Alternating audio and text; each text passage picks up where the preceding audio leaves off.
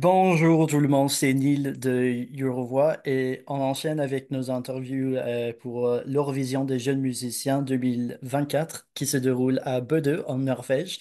Et maintenant, j'ai le plaisir de parler avec Pierre-Emmanuel Urbault qui va représenter la France cette année. Bonjour Pierre-Emmanuel. Bonjour, Nel. Ça va? Oui, très bien, merci. Et vous? Ça va très bien. Et donc, tu es arrivé à Bodø il y a quelques jours. Comment trouves-tu la ville? Alors, la ville est très, très, très jolie. On est en bord de mer. Les paysages, en arrivant, étaient magnifiques, en atterrissant avec l'avion. Et les gens sont très, très accueillants, très, très gentils. Je suis vraiment très content d'être en Norvège. Et donc, comment est-ce que les répétitions sont allées jusqu'à présent? Très bien, le chef d'orchestre est très très sympathique, très très gentil, il nous dirige très bien et je veux dire par là qu'il nous donne des indications très précieuses. Donc la prochaine répétition avec l'orchestre, la première est demain et je pense que ça va très bien se passer. D'accord, c'est bon. Ça, c'est bon. Donc, on va revenir au temps et on va revenir au moment que tu as appris que tu as représenté la France à l'Eurovision des jeunes musiciens.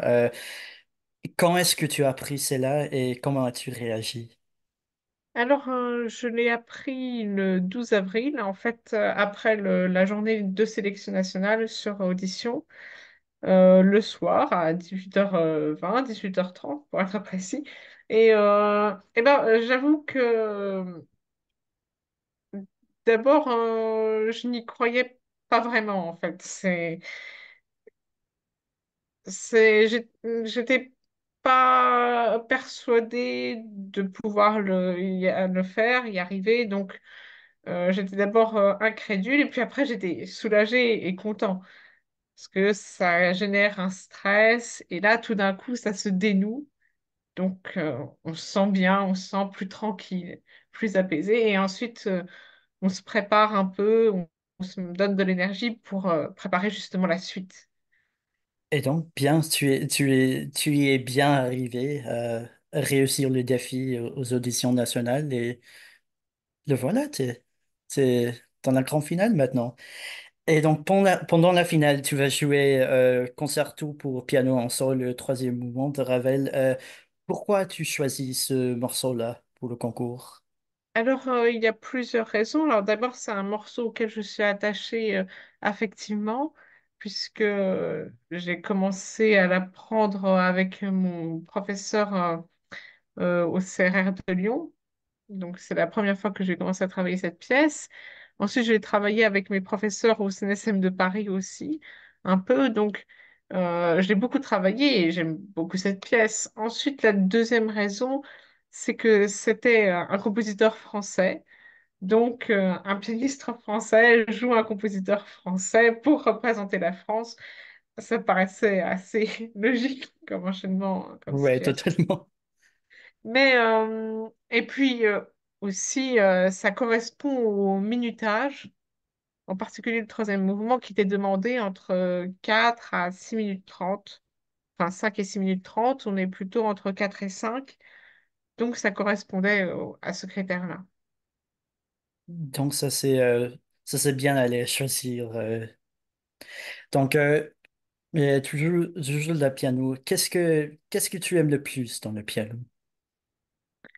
Ah, c'est une bonne question. Alors, souvent, je dis que j'ai bien choisi mon instrument ou que les pianistes ont bien choisi leur instrument parce qu'ils ne sont pas obligés de le transporter avec eux, ce qui n'est pas toujours le cas. Mais je pense que au-delà de ça, c'est mon père tout d'abord qui nous a appris à jouer le piano puisque c'était son instrument. Ensuite, j'ai commencé par l'alto, mais j'ai suivi ma sœur qui a également fait du piano. Donc, c'est un peu une tradition familiale dans un certain sens. Et puis, c'est un instrument extraordinaire. C'est un des rares instruments polyphoniques avec toutes ces possibilités de timbre, cette richesse, l'utilisation des pédales. l'exploration qu'on peut avoir de l'instrument, ce à quoi elle peut servir, la musique de chambre, justement, c'est l'instrument soliste aussi par excellence. Je pense que tout ça rend le piano extrêmement attirant et de fait, je suis fière de l'avoir comme instrument. Bah, ça, c'est vraiment une belle réponse et t'as dit presque tout du piano, en fait. Bah, peut-être il y a des gens qui va être attirés par le piano grâce à ton explication. Mais si on regarde la France ces dernières années aux compétitions, aux concours internationaux comme les Jeux Olympiques, l'Eurovision Junior et même l'Eurovision des jeunes musiciens qui s'est déroulée à Montpellier il y a 2 ans. Donc, la France a connu des grands succès dans ces concours-là. Donc, sens-tu prêt à réussir le défi de représenter la France au niveau international? Alors, c'est vrai que au vu des résultats des JO, au vu des résultats effectivement dans les autres concours, alors il y a une certaine pression parce que effectivement, j'aimerais pouvoir vraiment confirmer la dynamique, rapporter le meilleur à la France, tout de même. Alors, évidemment, pour moi, c'est stressant, mais il y a une forme d'énergie positive qui se dégage. Finalement, on peut le faire. We can do it. Donc, c'est pas mal. Enfin, je pense que il y a, c'est un peu ce que j'appelle la prétention française, mais c'est cette énergie de se dire qu'on peut y arriver, qu'on peut faire mieux, et ça nous permet de donner le meilleur de nous-mêmes. Donc, la pression, c'est quelque chose c'est une motivation et c'est pas une chose qui t'empêche, en fait. Non, pas dans ce cas, pas dans le cas présent. C'est l'adrénaline positive, celle Ouais, qui pousse. tu as participé dans des concerts de solidarité pour des causes caritatives. Est-ce qu'il y a des causes ou des organisations qui te tiennent particulièrement à cœur?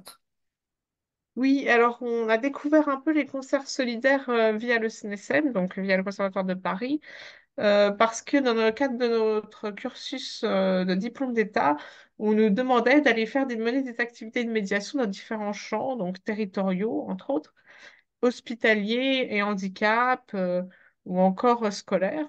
Et moi, je m'étais tournée plutôt vers les champs hospitaliers et handicap parce que c'est un peu la cause qui me tient le plus à cœur, parce que peut-être que les personnes en situation de handicap, les personnes âgées, les personnes hospitalisées ne peuvent pas avoir un aussi bel accès, un accès aussi large aux manifestations culturelles. Et donc, finalement, je pense que d'apporter à ces personnes qui sont dans des situations parfois de détresse physique et psychologique de fait, c'est une des plus belles missions d'un musicien.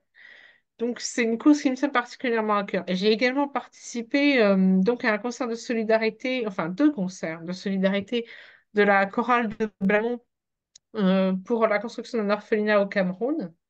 Et j'étais très contente d'y participer. Je connais bien celui qui dirige la chorale de Blamont. Et ben, c'est une très belle cause également. Et le circuit on va dire, c'est une association qui est très très bien gérée et fait beaucoup avancer les choses justement pour les orphelins. Donc, c'est également une formidable cause et je continuerai à m'engager, je pense, dans ces voies-là. Ça, c'est bien. Sauver le monde par la musique. Oui, je pense que c'est un peu le rôle du musicien, puisque la musique est un langage universel et que le musicien est son médiateur. Ouais, ouais, effectivement. Et ma dernière question pour toi, c'est qu'espères-tu obtenir du concours de l'Eurovision des jeunes musiciens? Euh, alors, au départ, pour moi, c'était une bonne opportunité pour m'entraîner, de jouer, de passer les auditions. Et après, bon, lorsque c'est devenu un peu plus encore concret, lorsque je suis arrivée en grande finale, eh bien, pour moi, c'est la première occasion de jouer avec un orchestre. Donc, Wow. c'est déjà énorme à mes yeux. Et, c'est également une façon d'obtenir une visibilité, mais également de faire des belles rencontres.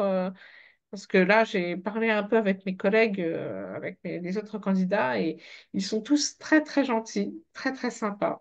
Et ce sont de très, très bons musiciens. Donc, c'est un contact enrichissant, tant techniquement, enfin pianistiquement, musicalement, qu'humainement, finalement.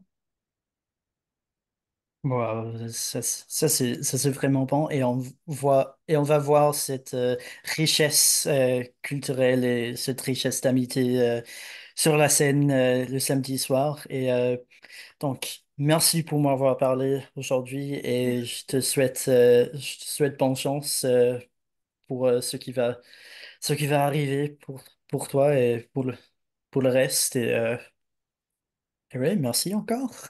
Merci beaucoup à vous.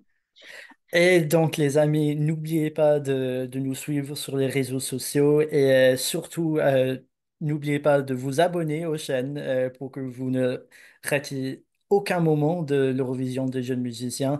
Et vous pouvez écouter également notre podcast sur les plateformes de podcast ou ce que vous voulez. Mais, mais bon, ça c'est ça pour cette interview. Donc, à la prochaine fois et ciao!